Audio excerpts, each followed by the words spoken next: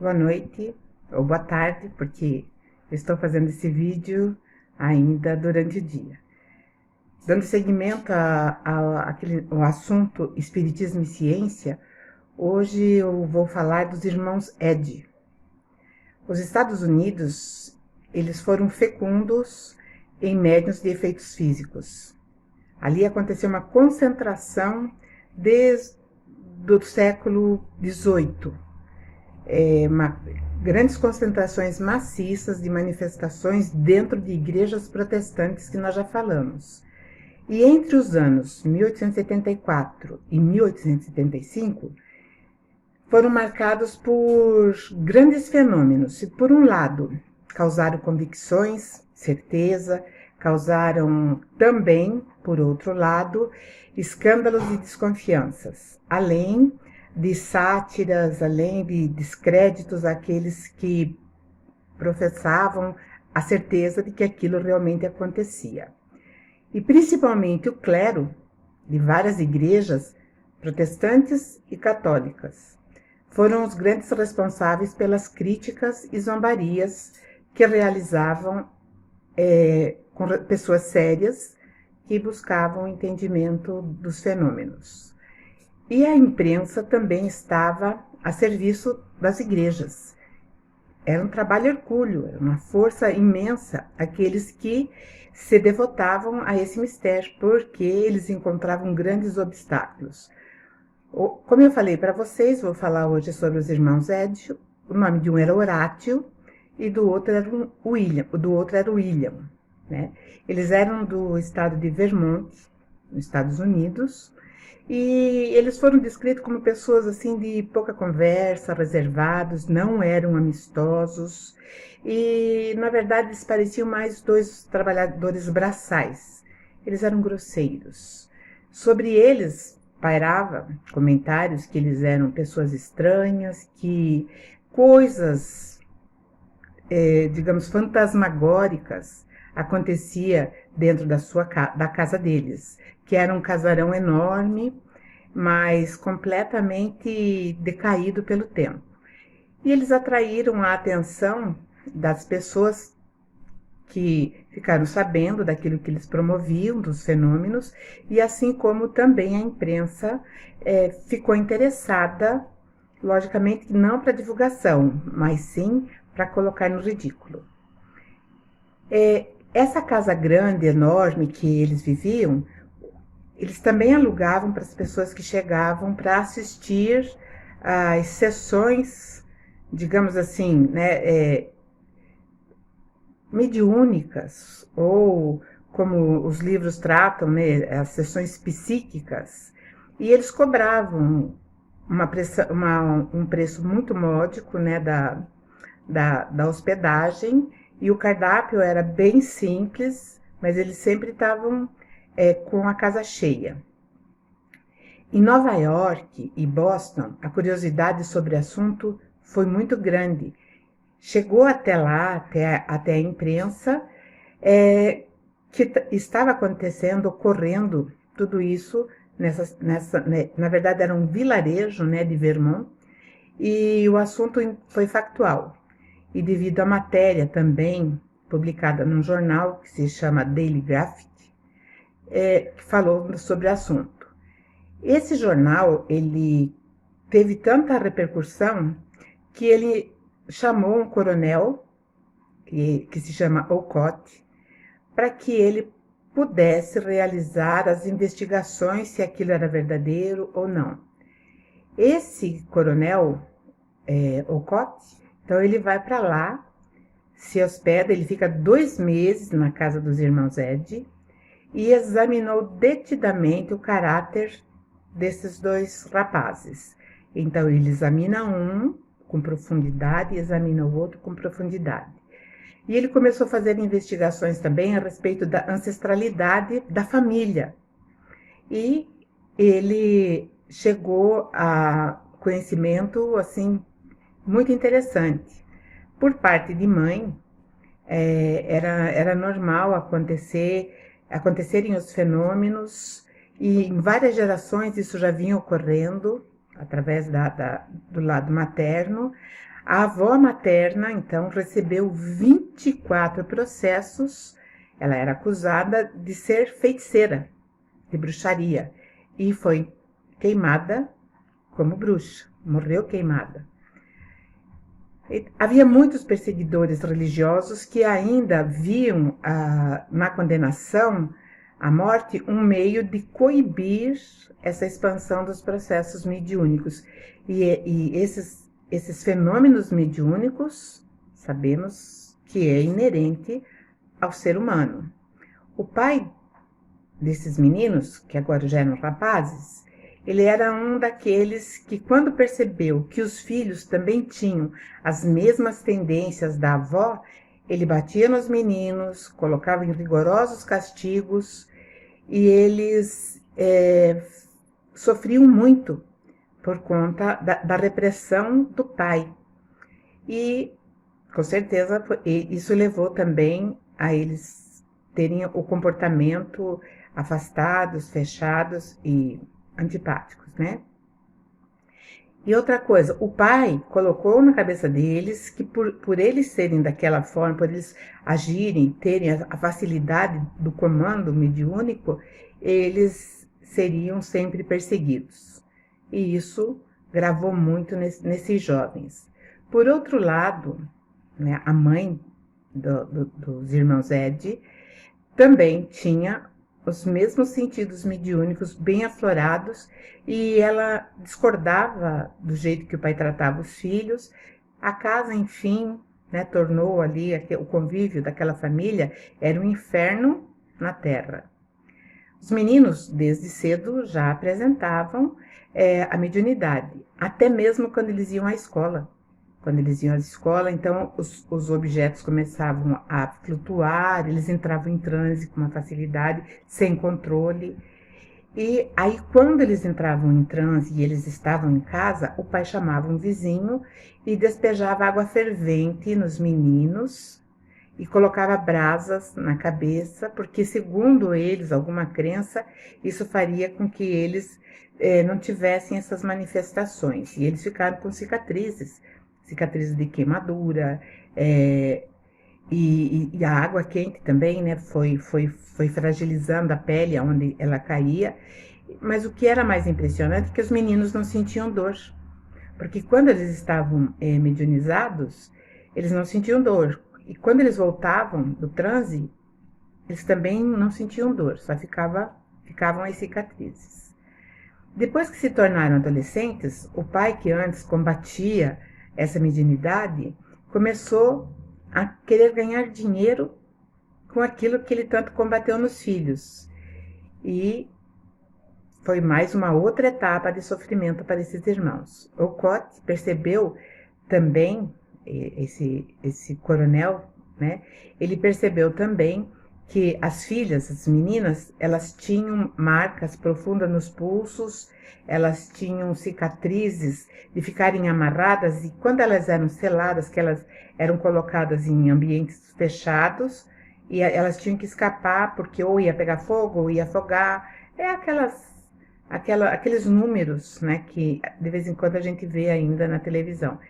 E elas tinham que ficar assim, com os pulsos, e era selado com alguma substância quente. Então ficava todas as marcas e queimaduras nos pulsos, e os braços também eram muito mutilados. Todos os irmãos possuíam essas marcas de queimaduras no pulso. E as meninas, elas eram mantidas em jaulas e apanhavam, eram apedrejadas, e enquanto a jaula não fosse destruída, elas estavam lá levando pedrada, apanhando. Então foi muito difícil para essa família. Pela força que eram amarradas as meninas, né, pelos cantos da unha corria sangue devido à compressão das artérias. E assim foi os primeiros momentos na América em relação à mediunidade, momentos amargos. Na Grã-Bretanha também não foi diferente. A brutalidade era muito grande em relação às pessoas sensitivas. Os irmãos Ed tinham todas as categorias mediúnicas. Era pancadas para se comunicar, movimento de objetos, pintura em telas com aquarela ou a óleo, sempre sob a influência dos espíritos que assinavam. Faziam profecia, tinham a faculdade de xenoglossia, que falar outras línguas, tinham o poder de cura e também discernimento dos espíritos. Eles sabiam quando um espírito era de luz, quando ele era enganador, quando ele era um sofredor. Então, eles tinham esse discernimento. Também faziam a levitação, psicografia, clarividência e, finalmente, eles faziam as formas materializadas. Começaram fazendo as formas mais rudimentares na materialização, que são mãos, que são pequenos objetos. E, partindo daí, eles fizeram materializações digamos assim, de uma multidão de pessoas. O método sempre o mesmo. O ador ectoplasmático ficava fechado numa cabine escura, se bem que não era o caso, por exemplo, de um dos irmãos, porque ele ficava sentado ao lado da cabine da onde sairia o espírito, ele ficava doando ali. Então, ele não ficava exatamente lá dentro no escuro, ele ficava fora, as pessoas ficavam vendo o que ele estava fazendo, como ele estava se comportando. E a assistência, então, via quando da cabine saíam os espíritos. Em uma só noite, Ocote testemunhou 20 formas de espíritos de várias idades, tamanhos, e ele inclusive escreveu um livro a respeito dessa experiência que se chamou Gente de Outro Mundo, onde ele narra que durante 10 semanas ele viu 400 pessoas diferentes, de todas as raças, todos os tamanhos, sexo, vestidos maravilhosamente, crianças no colo de mães, né? Índios guerreiros, cavalheiros muito bem trajados, um curdo com uma lança de 9 pés, que se colocar isso em medida, converter isso em metro, era 2,74 m, uma lança pesada, e uma índia que sempre fumava um cigarro, que era natural da tribo da onde ela veio. Enfim, era um desfile de várias pessoas. Ocote, na verdade, ele era cético em relação aos fenômenos. Quando ele aceitou ir fazer as investigações, ele era cético. E ele tinha certeza que ele ia encontrar fraude.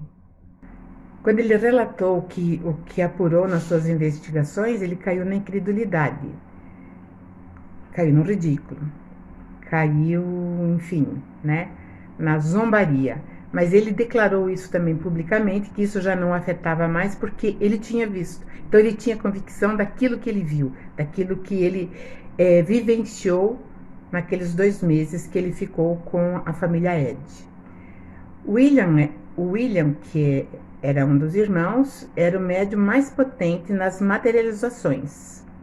Ele era, assim, um doador ectoplasmático completamente, digamos assim, numa quantidade muito grande, numa profusão muito grande.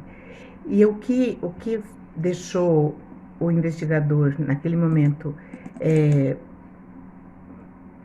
baqueado até, é que ele não ficava enfraquecido, ele não sofria o processo de exaustão comum nesse tipo de doação. Ele comia pouco e nas sessões, né, quando começava as sessões, ele pedia para colocarem músicas, pessoas cantando, porque eles, os irmãos, entendiam que a música tinha uma íntima conexão com as vibrações que alteravam os resultados do trabalho que eles estavam realizando. Descobriram também que a luz branca era prejudicial aos resultados pelo efeito dissociativo que ela exerce sobre o ectoplasma. Então, a luz branca, na verdade, ela favorece o desvanecimento do ectoplasma. Durante a sua estada na fazenda de Vermont,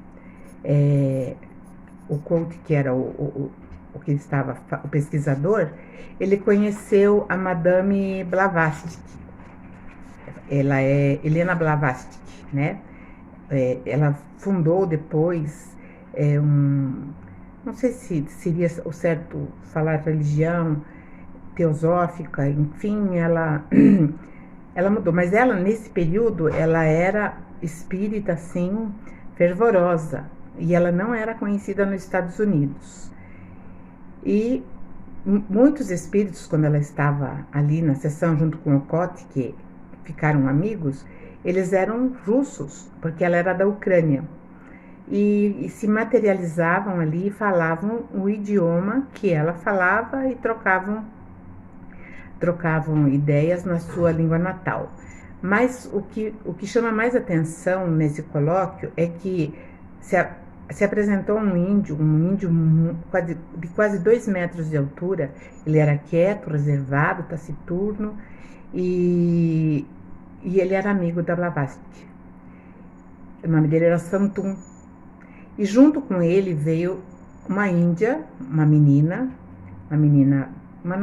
era novinha. Ela era, digamos assim, espalhafatosa. Ela tinha mais ou menos 1,60 m, se identificou com o nome de Ronto e pediu para que... Ela era tão aparentemente normal que alguém lá duvidou que era uma aparição, que era uma materialização. Ela abre a luz, oferece o peito para uma dama escutar o seu batimento cardíaco e entender que ela realmente estava ali. E era por esse motivo, por essa contundência de pegar naquele espírito materializado, sentir a sua temperatura um pouquinho mais alterada do que do encarnado, é que achavam que aquilo era uma fraude, porque tinha consistência. Então a Ronto, como eu falei, gostava de dançar, cantar e fumar. E tinha uma cabeleira vasta de cabelos negros e ela ficava agitando o cabelo, né? O outro irmão, que era Horácio, ele realizava outra maneira na sua mediunidade. Um dos assistentes dava a mão para ele, colocava uma tela. Nessa tela, do outro lado, tinha um instrumento, podia ser um violão, podia ser um saxofone, enfim, qualquer instrumento que colocasse depois da tela. E essa tela servia para que as pessoas vissem que não tinha como alguém entrar e manusear aquele instrumento. E assim que ele dava a mão para alguém da assistência, o instrumento começava a tocar. E sem um executante, sem um músico. O Cote, que na verdade chamava Henry Steele Olcott, o nome inteiro, ele resolveu fazer uma experiência que deu na cabeça dele. Ele falou: quero ver o que acontece com isso, quanto que pesa um espírito materializado. Então ele levou uma balança devidamente aferida e pediu, né, com várias testemunhas, com todo o critério de lisura, ele pediu que Ronto subisse nela, a Índia, né? E constatou diante de todas as testemunhas que assim que Ronto sobe a balança, o primeiro peso que bate é 39,9 kg. Dali um pouquinho desce para 26,3. Volta novamente, mantém 26,3, aí sobe para 29,5 e então, pela altura e compleição física da Ronto, ela pesaria mais ou menos uns 60 quilos. E essa variação, na verdade, era devido à densidade ectoplasmática, que alterava de momento a momento. Então, ficava nessa variação. E outros espíritos também foram testados. Estou trazendo aqui apenas a experiência que ele fez com a Ronto. Mais tarde, outros estudiosos fizeram também a mesma experiência e confirmaram aquilo que hoje nós chamamos de peso perispiritual. O peso do espírito, ele não deriva do médium.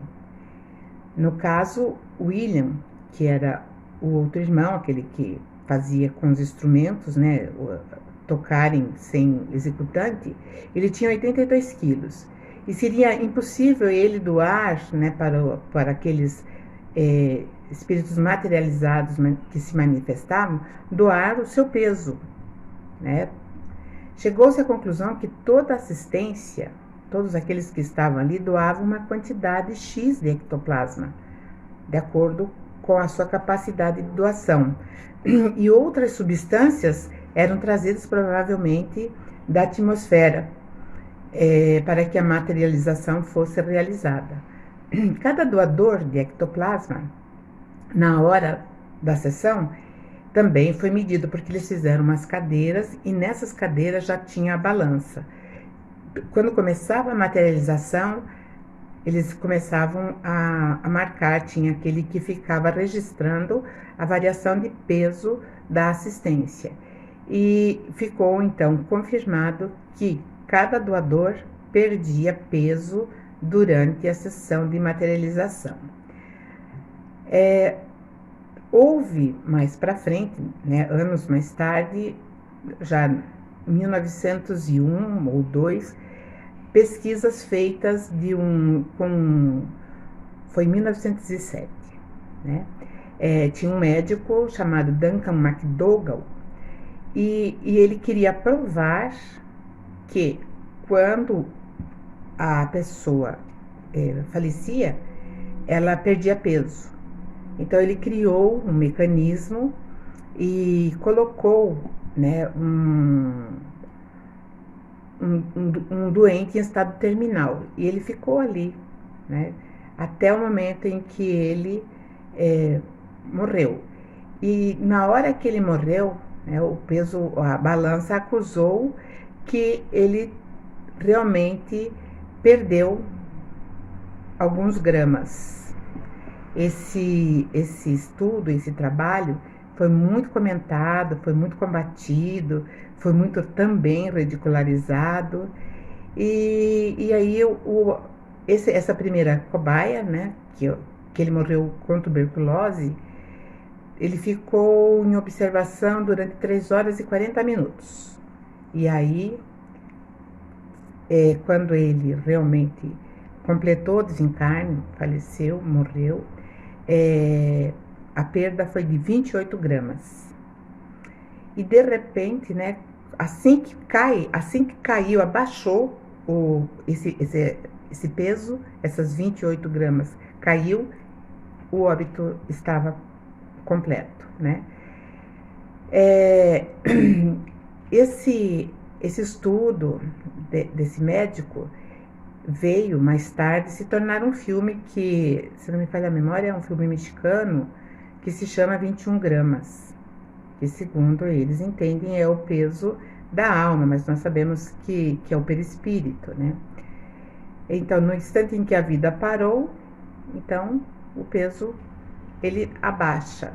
Isso saiu no New York Times, né? Mas o que ele percebeu também, esse médico, é que outros pacientes tinham variação de peso. E aí ele também se colocou a estudar. Ele colocou um segundo paciente que, nas mesmas condições, na hora em que ele entra no decesso, ou seja, na hora que ele morre, né, daí fica 46 gramas a menos, né, do peso do cadáver. E um outro terceiro, apenas 14 gramas. E mais um com 28. Então ele percebeu que existe essa variação de peso, né, que nós sabemos que é o perispírito. Com outro ponteiro da balança, ele percebeu também que ele começou a estudar essa variação desses ponteiros, né, dando diferentes pesos, e ele então chegou à conclusão que essa diferenciação, essa variação de peso tem a ver com o temperamento de cada um. Um dos homens, que no caso ele estava estudando ali, ele era apático, lento no pensamento e nas ações. Então, neste caso, segundo ele, concluiu no seu estudo, porque quando não desprende. Então, quando o perispírito não se desprende, ou seja, porque é apegado à matéria, ou seja, porque não quer sair dali, o peso é menor. E aqueles que não têm o apego, aí o peso é maior, né? Quando sai 28 gramas, 30 e pouco, né, gramas. Por quê? Porque sai logo, né? Não fica ali pesando. Então, eu acho um assunto muito interessante, bem científico mesmo.